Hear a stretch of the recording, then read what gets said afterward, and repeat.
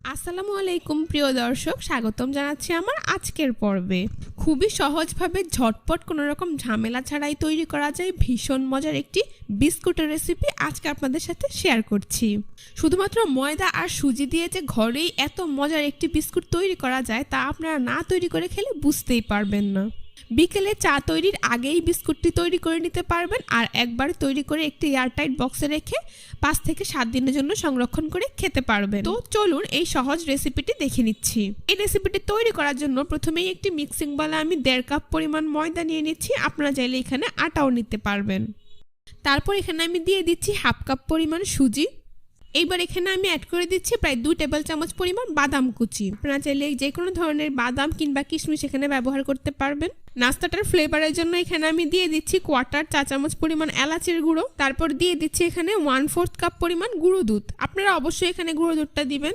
দিয়ে দিচ্ছি স্বাদ মতো লবণ। তারপর এখানে আমি নিয়েছি 1 টেবিল চামচ পরিমাণ সাদা তেল। তো এটা টোটালি অপশনাল, না থাকলে না দিলেও চলবে। এবার সবশেষে এখানে আমি দিয়ে দিচ্ছি প্রায় 1/4 কাপ পরিমাণ রান্নার রেগুলার তেল। আপনারা চাইলে তেলের পরিবর্তে ঘিও দিতে পারবেন। তো এবার সবকিছুকে একসাথে হাত দিয়ে খুব ভালো করে মিশিয়ে নিচ্ছি।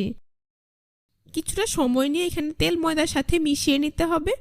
ময়ানটা যত ভালো হবে নাস্তাটা তত বেশি খাস্তা এবং ক্রিস্পি হবে।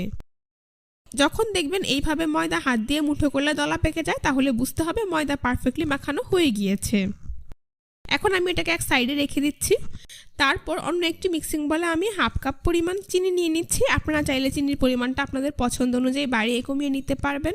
এবার এই 1/2 কাপ চিনির সাথে আমি দিয়ে দিচ্ছি 1/4 কাপ পরিমাণ পানি। এখন চিনিটাকে কিন্তু গলানো যাবে না, আমি শুধুমাত্র চিনিটাকে এইভাবে একটু পানির সাথে নাড়িয়ে মিশিয়ে নিচ্ছি। তারপর এই চিনি আর পানিটাকে আমি এই শুকনো ময়দার মিশ্রণে অল্প অল্প করে অ্যাড করব আর একটি ডো তৈরি করে নেব। এখানে চিনিটা গলে যাওয়ার আগে আপনাদেরকে চিনি আর পানিটাকে এখানে মেশাতে হবে যাতে করে চিনিটা দানা দানা থাকে, তাহলে বিস্কুটটা খেতে অনেক বেশি ভালো লাগবে।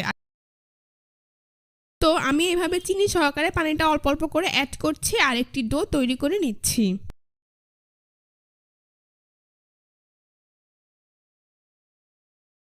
তো দেখতেই পাচ্ছেন আমার একটি ডো তৈরি করা হয়ে গিয়েছে।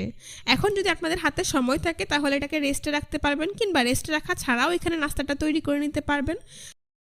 তো আমি এই ডোটাকে এখন সমান 2 ভাগে ভাগ করে নিচ্ছি। তারপর এখান থেকে একটা লেচি নিয়ে একটু বোর্ডের ওপর নিয়ে নিচ্ছি। বোর্ডের ওপর নিয়ে এভাবে গোল বলের মতো করে চেপে চ্যাপটা করে এখন মোটামুটি ভারী করে একটি রুটি তৈরি করে নিতে হবে। আপনারা একটু খেয়াল করলেই বুঝতে পারবেন এইখানে কিন্তু রুটিটাকে খুব বেশি পাতলা করে ফেলা যাবে না, এরকম ভারী করে রুটিটা বেলে নিতে হবে। দেখতেই পাচ্ছেন আমার রুটি তৈরি করা হয়ে গিয়েছে। এখন একটি ছুরি দিয়ে এর চারপাশ এইভাবে সমান করে কেটে বর্গাকার শেপ দিয়ে দিচ্ছি।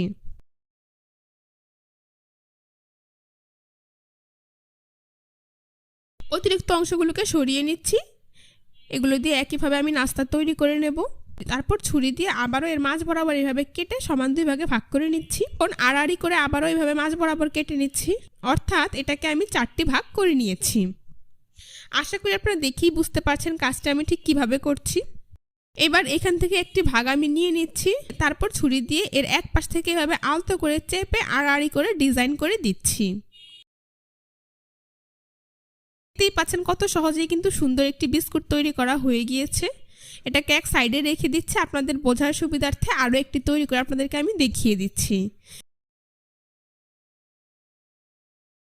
দেখতেই পাচ্ছেন আমার আরও একটি বিস্কুট তৈরি হয়ে গিয়েছে। এর পুরুত্বটা আপনাদেরকে একটু দেখিয়ে দিচ্ছি। ঠিক এইরকম মোটা করে আমি বিস্কুটগুলোকে তৈরি করে নিয়েছি। তো এখন এগুলোকে আমি একটি প্লেটে উঠিয়ে নিচ্ছি।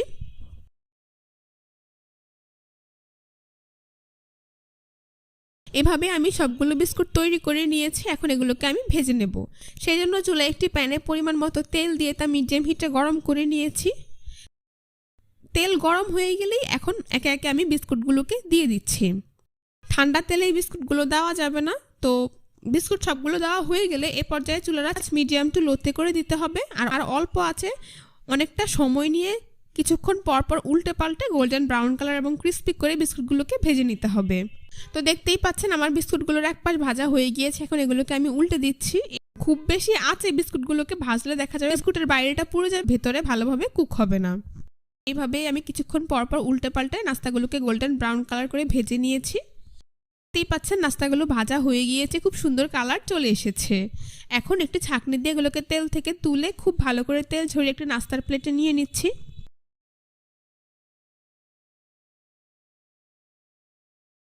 বাকি নাস্তাগুলোকে আমি একইভাবে তেল ঝরিয়ে নাস্তার প্লেটে উঠিয়ে নিচ্ছি। এখন পরিবেশন করে আপনাদের দেখিয়ে দিচ্ছি। তো দেখতেই পাচ্ছেন মাশাআল্লাহ আমার নাস্তাগুলো দেখতে কতটা সুন্দর হয়েছে আর খেতেও হয়েছে অনেক বেশি মজাদার এবং মুচমুচে। একবার তৈরি করে আপনারা 5 থেকে 10 দিনের জন্য এগুলোকে এয়ারটাইট বক্সে রেখে সংরক্ষণ করে খেতে পারবেন। বিকেলে চা তৈরির আগেই ঝটপট এই বিস্কুট তৈরি করে চা দিয়ে খেতে কিন্তু অসাধারণ লাগে। আশা করছি আজকের রেসিপিটা আপনাদের সবার কাছে ভীষণ ভালো লেগেছে। রেসিপিটি ভালো লাগলে অবশ্যই আমার চ্যানেলটি সাবস্ক্রাইব করবেন, পাশে থাকা বেল বাটনটি অন করে দিবেন। সবাই ভালো থাকবেন, সুস্থ থাকবেন। আল্লাহ হাফেজ।